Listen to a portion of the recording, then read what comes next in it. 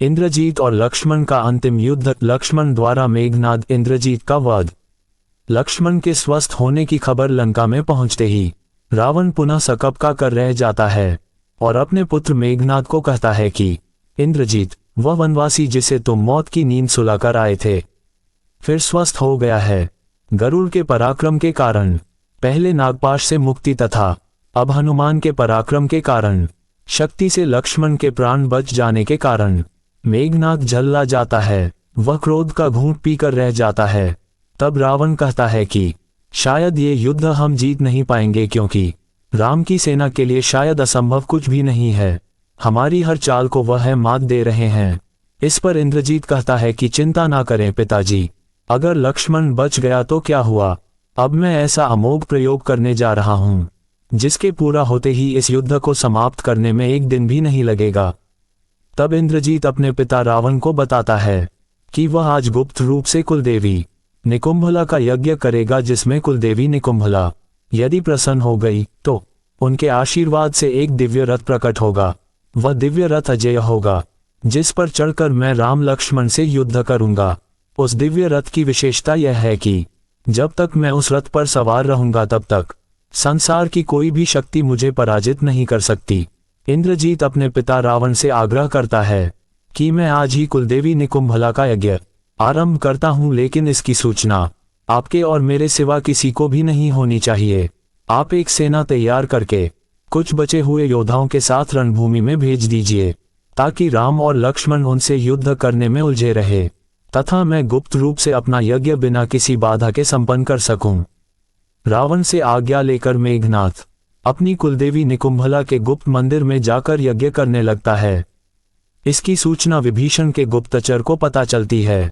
ये सूचना पाकर विभीषण जी श्री राम और लक्ष्मण के समक्ष जाते हैं और उन्हें बताते हैं कि मेघनाद कल रात्रि के समय से ही हमारी कुलदेवी निकुंभला का यज्ञ कर रहा है। बात को स्पष्ट करते हुए विभीषण जी कहते हैं कि इंद्रजीत को स्वयं ब्रह्मा जी ने यह वरदान दिया था कि जब भी इंद्रजीत अपनी कुलदेवी निकुंभला का यज्ञ पूरा करेगा तो उसकी ज्वाला से एक दिव्य तथा अजेय रथ प्रकट होगा। जब तक इंद्रजीत उस पर चढ़कर युद्ध करेगा उसे कोई भी पराजित नहीं कर सकता। कुलदेवी निकुंभला के मंदिर का रास्ता केवल मेघनाद, लंकेश, रावण और मुझे ही पता है। कृपया करके मेघनाद द्वारा ये यज्ञ पूरा होने से रोक लीजिए, वरना अगर उसने यज्ञ संपन्न कर लिया तो उसे हरा पाना किसी के लिए भी संभव नहीं होगा। विभीषण की बातों से सहमत होकर श्री राम लक्ष्मण के साथ हनुमान, अंगद, सुग्रीव, नल, नील आदि को निकुंभला देवी के मंदिर के दुर्गम स्थान पर भेजते हैं, जहां वह मेघनाद के यज्ञ को भंग कर सके। मंदिर में पहुंचकर हनुमान और वानर सैनिक मेघनाद के यज्ञ को भंग कर देते हैं, जिससे क्रोधित होकर मेघनाद गरजता हुआ बाहर निकलता है। मंदिर के बाहर ही लक्ष्मण जी विभीषण और सुग्रीव के साथ उसकी प्रतीक्षा कर रहे थे। उसके के मंदिर से बाहर आते ही लक्ष्मण जी उसे युद्ध के लिए ललकारते हैं। लक्ष्मण के पास खड़े विभीषण को देखकर मेघनाद समझ जाता है कि मंदिर पहुंचने का गुप्त रास्ता विभीषण ने ही शत्रु को बताया होगा। इसी वजह से विभीषण को कुलद्रोही तथा देशद्रोही कहकर इंद्रजीत अत्यधिक क्रोध में विभीषण को मारने के लिए यमराज का अस्त्र यम अस्त्र उस पर चला देता है, लेकिन लक्ष्मण जी अपने एक शक्तिशाली बाण से यम अस्त्र को निष्प्रभाव कर देते हैं। तब फिर से इंद्रजीत और लक्ष्मण जी के मध्य युद्ध छिड़ जाता है। लेकिन आज का ये युद्ध मेघनाद के लिए अंतिम युद्ध था, क्योंकि ब्रह्मदेव ने जब इंद्रजीत को निकुंभला देवी के यज्ञ से दिव्य रथ प्राप्त होने का वरदान दिया था तो उन्होंने ये भी स्पष्ट किया था कि जो भी तुम्हारे इस यज्ञ को भंग करेगा उसी के हाथों तुम्हारी मृत्यु भी होगी। ब्रह्मदेव के उसी कथन के कारण आज मेघनाद की मृत्यु लक्ष्मण के हाथों निश्चित थी, लेकिन फिर भी अपने पराक्रम और वीरता के कारण मेघनाद घमासान युद्ध करता है।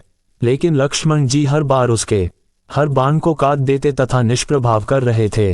अपनी पराजय को सामने देखकर इंद्रजीत अपने सबसे घातक महाअस्त्रों का प्रयोग करता है।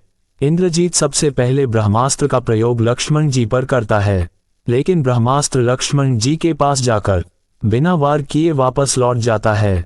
ये देखकर इंद्रजीत हैरान हो जाता है, इसलिए वह क्रोधित होकर भगवान शिव का पाशुपतास्त्र लक्ष्मण जी पर चला देता है, लेकिन पाशुपात अस्त्र भी बिना प्रभाव किए ही वापस लौट आता है। प्रयासरत इंद्रजीत त्रिलोकी की अंतिम शक्ति भगवान विष्णु का सुदर्शन चक्र का अस्त्र लक्ष्मण जी पर चलाता है, लेकिन जो कि लक्ष्मण जी शेषनाग का अवतार थे, इसलिए वह सुदर्शन चक्र लक्ष्मण जी की परिक्रमा करके वापस मेघनाथ के पास चला जाता है।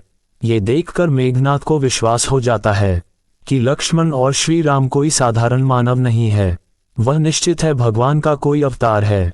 यही समझाने के लिए मेघनाथ युद्ध छोड़कर रावण के पास आता है और बाहर से ही उन्हें संबोधित करने लगता है। अपने पुत्र इंद्रजीत को ऐसे व्यथित देखकर रावण समझ जाता है कि इंद्रजीत का यज्ञ पूरा नहीं हुआ है। पूछने पर इंद्रजीत बताता है कि आपका छोटा भाई कुलद्रोही विभीषण शत्रु को मंदिर के गुप्त स्थान पर ले आया और उन्होंने मेरा यज्ञ विध्वंस करा दिया, तो मैंने क्रोध में विभीषण पर यमराज का यम अस्त्र चलाया, किंतु लक्ष्मण ने अपने तीर से उसे निष्फल कर दिया। तब इंद्रजीत रावण को बताता है कि आज मैंने लक्ष्मण पर त्रिदेव की शक्तियों से भी प्रहार किया, लेकिन त्रिदेव का कोई भी अस्त्र लक्ष्मण को तनिक भी हानि नहीं पहुंचा पाया। ये देखकर मुझे विश्वास हो गया है कि श्री राम और लक्ष्मण अवश्य ही भगवान के अवतार हैं। आज मेरी मृत्यु निश्चित है, इसलिए मैं आपको एक पुत्र होने के नाते ये परामर्श देने आया हूं कि आप खुद को और लंका नगरी को विध्वंस होने से बचा लीजिए। हो सके तो आप श्रीराम से क्षमा मांगकर उनकी शरण में चले जाएं, जिससे लंका के सभी निर्दोष प्राणी युद्ध के विनाश से बच जाएंगे।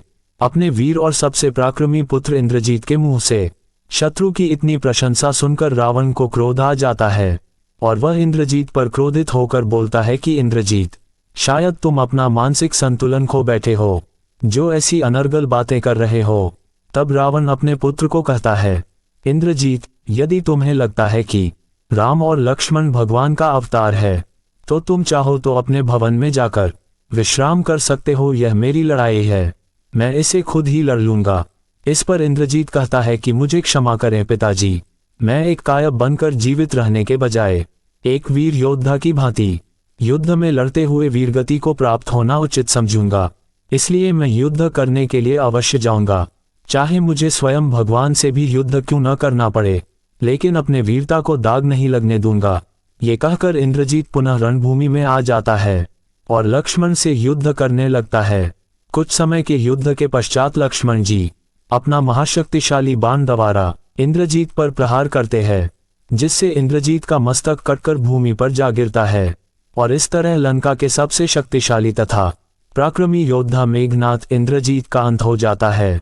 इंद्रजीत का शव देखकर जामवंत और सुग्रीव जी श्री राम से यह कहते हैं कि इस असुर कुमार ने हमारी सेना को हद से ज्यादा क्षति पहुंचाई है और इसने आप पर और लक्ष्मण जी पर भी नागपाश और प्राणघातिनी शक्तियों का प्रयोग किया था, इसीलिए इसके मृत शरीर की हम ऐसी दुर्गति करेंगे कि कोई भी असुर इसे देख तक नहीं पाएगा। लेकिन उनकी यह बात को अस्वीकार करते हुए श्री राम कहते हैं कि यह उचित नहीं है। इंद्रजीत केवल तब तक हमारा शत्रु था जब तक वह जीवित था, मरने के बाद कोई किसी का नहीं होता। मैं इस वीर असुर कुमार की वीरता को प्रणाम करता हूँ। तब श्री राम हनुमान को यह आदेश देते हैं कि मेघनाद के शव को पूरे सम्मान के साथ लंका को सौंप दिया जाए। हनुमान मेघनाद का शव ले जाकर लंका के द्वारा के पास रख देते हैं, जहां से लंका के सैनिक उस शव को ले जाते हैं। दोस्तों, उम्मीद है कि आपको यह वीडियो पसंद आया होगा। इस पोस्ट को अपने दोस्तों और परिवार के साथ जरूर शेयर करें और वीडियो को लाइक करें, चैनल को सब्सक्राइब करें और भी ऐसे ही वीडियो देखने के लिए